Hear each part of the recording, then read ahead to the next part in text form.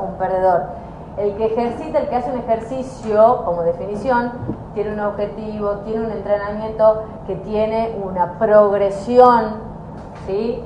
Tiene un volumen de entrenamiento especificado. La actividad física, en general, yo voy a funcionar 3 veces a la semana, puede ser una forma de actividad física y no de ejercicio, porque capaz que no tiene una progresión, ¿se entiende? Voy, siempre hago lo mismo, entonces hay actividad física y ejercicio, ¿ok? Bueno, como objetivo de la materia, vamos a pasar un poquito rápido para no aburrirlos, es que el alumno conozca la base de la alimentación saludable, que en teoría ya la deberían conocer, ¿bien? Sepa distinguir entre los distintos macronutrientes y sus fuentes. Que el alumno conozca las bases de la fisiología del metabolismo energético. ¿Qué clase han tenido hasta el momento? Educación nutricional. Nada más. Nunca lo han tenido el profesor Aire, ¿verdad? ¿En otros años tampoco? A Fausto. Bien. Sí, lo contenido en neurociencia el año pasado, pero 3 clases nada más. ¿Y qué han visto? Neurociencias del ejercicio. Ok. No, neurociencia. Neurociencia. Bien. ¿Aplicado al deporte era? Sí, pero Fueron 2 clases nada más. Bien. Bueno, que el alumno conozca las bases. En este año, en teoría, tendrían que tener un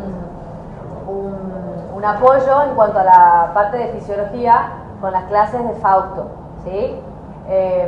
Por ende, cuando veamos nosotros fisiología, siempre y cuando haya una comprensión y un entendimiento, la vamos a tratar de simplificar para darle mayor tiempo de unidad a las unidades prácticamente de nutrición y no tanto la parte de fisiología. Pero no podemos saltearla lógicamente porque tenemos que entender los conceptos básicos, ¿sí? De la contracción muscular, de cómo es el uso de energía mientras se ejercita y demás, para poder establecer directrices luego. ¿Bien? Bueno, ¿a dónde estamos? Acá, que el alumno pueda tener un paneo específico a la hora de valorar nutricionalmente al deportista y calcular requerimientos energéticos. Luego, esto ya aparece en el segundo cuatrimestre, entendimiento de qué es la antropometría, medición de composición corporal, para qué me sirve, qué datos me da, cómo lo utilizo, cómo interpreto la información. Que no vamos a hacer un curso ISAC de cine antropometría, pero medianamente tener unos lineamientos en cuanto a qué variables ustedes sí pueden trabajar y por lo menos saber interpretar resultados, ¿sí? No importa que lo mida otro, pero por lo menos interpretar resultados, ¿ok? Que el alumno conozca todo acerca de programación nutricional o periodización nutricional, también se puede decir, aparecen como sinónimos. Bien, alimentación pre-esfuerzo, alimentación intra-esfuerzo, alimentación post-esfuerzo.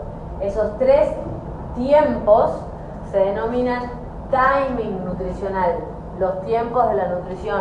Bien, que también hay diferencias entre cada deporte, se pueden generalizar, así la vamos a ver a nivel general, pero también puede haber ciertas particularidades en algunos u otros deportes. ¿Bien? Supercompensación de hidratos, ¿alguien escuchó ese término? ¿O carga de hidratos? Sí. ¿En qué contexto? por ejemplo, la maratón, una carga de hidratos. Y si voy a competir en un WOD de CrossFit que dura 20 minutos,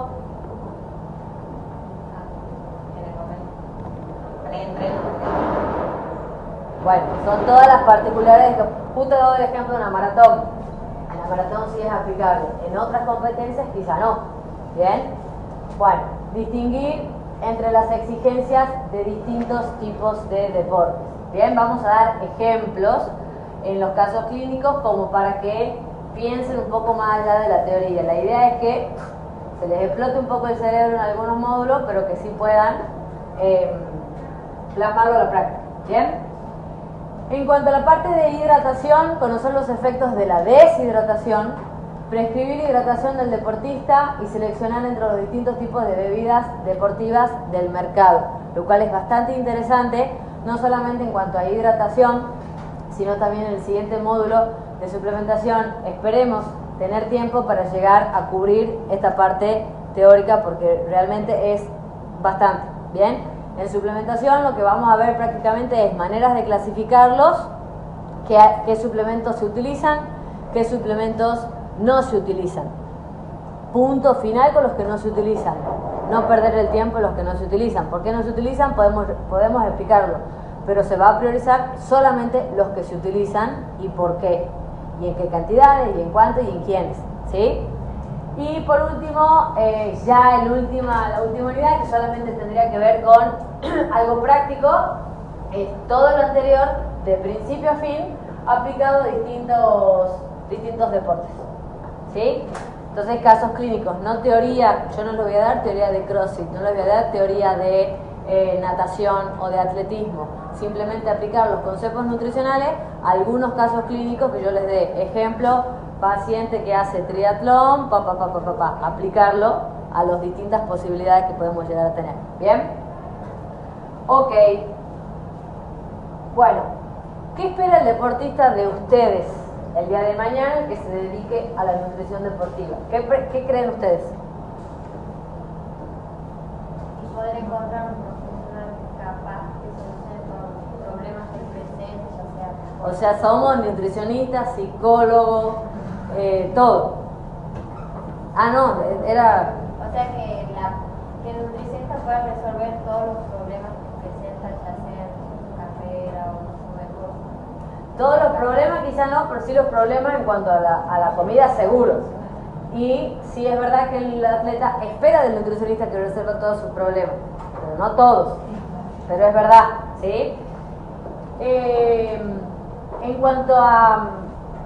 Es importante a la hora de la práctica que el nutricionista sí tenga, voy a repetir esto, sí tenga conocimiento del deporte en el que se dedica el deportista, ¿sí? Que hablen el mismo idioma, entre comillas, ¿sí? Que identifique cómo son los entrenamientos, las preparaciones, las fases de las distintas preparaciones, porque se sienta un deportista y le dice a ustedes, miren, cada vez que yo hago un sprint, me cargo el femoral. Y si ustedes no tienen un mínimo conocimiento ni siquiera de qué significa hacer un sprint, le estamos preguntando todo, el atleta pierde un poco la credibilidad o pierde un poco esa confianza que deposita a la hora de sentarse y elegirlos a ustedes como profesionales, lo cual sí es importante, como les decía recién, este previo conocimiento, ¿sí? Que a veces no van a saber, pero el día que se sienta ir preguntando. Ya vamos a ver una etapa en la que vamos a analizar historias clínicas, cómo se hacen las correctas historias clínicas del deportista. ¿Bien? Entonces, ¿qué espera? Bueno, optimizar el estado de salud como primera medida, ¿sí? Conocimiento sobre nutrición normal y sobre nutrición clínica, que ya como les decía recién, vienen viendo en materias de otros años. Compromiso en la búsqueda de un mayor rendimiento y recuperación activa. No solamente importa la fase del rendimiento, una vez que el atleta, si es que compite, termina la competencia, sino también las fases de recuperación que suceden luego y que son fases que generalmente se descuidan bastante. ¿Sí? Es como que termina la competencia y ya está, me olvido de todo, se queman los papeles, no hago nada más. Y ahí importa bastante el rol del nutricionista en informar, aconsejar, prescribir, para que ese atleta tenga una continuidad y no sea un atleta que llegue a un tope, llegue a un pico de rendimiento y se cae por o lesión o porque no puede sostener ese rendimiento, ese nivel, que lo cual también es bastante común y bastante seguido. ¿Bien? Esto que les decía recién, familiaridad con el deporte, con la terminología que se utiliza, ¿sí? Para referirnos a los modos de entrenamiento, la preparación, las competencias, las fases, ¿sí? ¿Alguien de acá hace deporte? ¿Compiten? O sea, no hace falta que compita, pero ¿practica algún deporte? Allá primero. Bueno, sí, ven, ya van apareciendo. Yo voy a tener generalmente 5 o 6 Ejercicio físico, no deporte. Ejercicio físico con una buena intensidad y demás, pero está bien. Sos físicamente activo, pero sin competir. Bien. Se va a calentar. También, como ejercicio físico, No. como competencia también. Bien, han tenido experiencia en competencias. Perfecto. Bueno, ya lo vamos a ver más adelante. ¿Quién más? Cross, ¿Competencia? una vez. Una vez. Sí, casi me muero, pero Bien, pero ya han Experiencia tenido un poco la única, experiencia. sí. Ok, ¿alguien más? Yo hacía futsal. Hacía futsal. ¿Hasta qué? ¿Hasta cuándo? Hace un año más o menos, pero hacía en primera categoría ¿Federado? del club. No, o sea, la primera categoría del club hice un tiempo. Y bueno, después dejé, pero hice en ese ritmo. Está bien, muy bien. Bueno, en cuanto a planificación de objetivos que sean reales, es sumamente importante en la consulta nutricional. El atleta puede venir y tener conceptos totalmente errados de lo que puede llegar a ser, por creencias personales, porque vienen de otros profesionales, porque el entrenador les comenta demasiado, se les exige, ¿sí? Es importante que ustedes bajen un poco las expectativas cuando no son reales, pero con conceptos, con conocimiento, ¿sí? Es decir, yo quiero bajar 15 kilos en un mes, ¿ok? Decidir nosotros si eso es real, si eso es posible, si es preferible, con concepto y con lineamientos, ¿ok? Individualización de las pautas a asignar. Hay algo que surgió en los últimos años, que es nutrición individual. A pesar que es son palabras muy básicas, ¿sí? En otras disciplinas no se lo aplica demasiado. En nutrición clínica hay como más lineamientos un poco más general. Educación nutricional es sumamente general. En nutrición deportiva es como que cada vez más, en cuanto al tiempo, los últimos años, se instaura esta frase: nutrición individual, contexto. Hace poquito, la semana pasada, se ha hecho entre comillas viral la foto del ahí no va a salir, donde están los jugadores antes de entrar a cancha, del vestuario de Boca Juniors. ¿Alguien lo vio? ¿Qué aparecía? Había mucha fruta, barritas proteicas, caramelos también había, gomitas. Lo que más primaba, que era lo que más, mira, fíjense cómo cambia un poco la percepción. Lo que más primaba de la imagen en realidad eran los azúcares simples, pero ella lo que más le llamó la atención era la fruta y la barrita proteica, que sería algo. Yo vi también, yo vi muchos caramelos. Caramelos, sugus, gomitas, ¿sí? Que ha generado bastante polémica en algunos profesionales, si sí, si no, si es correcto o si no. Y de nuevo volvemos a caer en algo que se llama contexto. Nutrición deportiva no es nutrición clínica, nutrición deportiva. Pueden haber lineamientos que no vayan en la misma línea de lo que se predica para el resto de la población. Podemos discutir un montón si es favorable o no darle eso a los jugadores, etcétera, etcétera, con fundamentación en cuanto a los requerimientos de esos jugadores, ¿sí?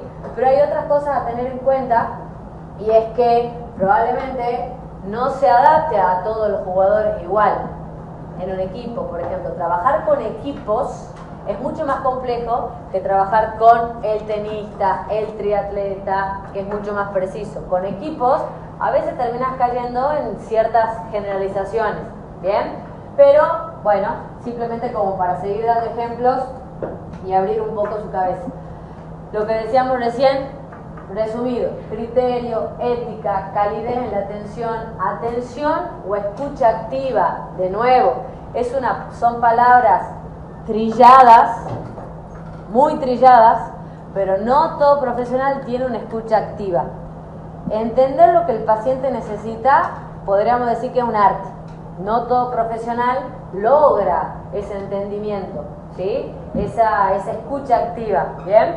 Y ahí es cuando el deportista, sobre todo, logra tener una confianza plena, y probablemente un deportista sea acompañado por el mismo nutricionista quizás toda su carrera. Depende mucho de la consulta, ¿sí? En ese aspecto.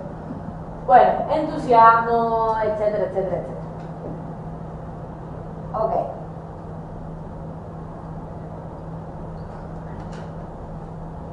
Bueno, y como último concepto, actualización científica permanente y conocimientos prácticos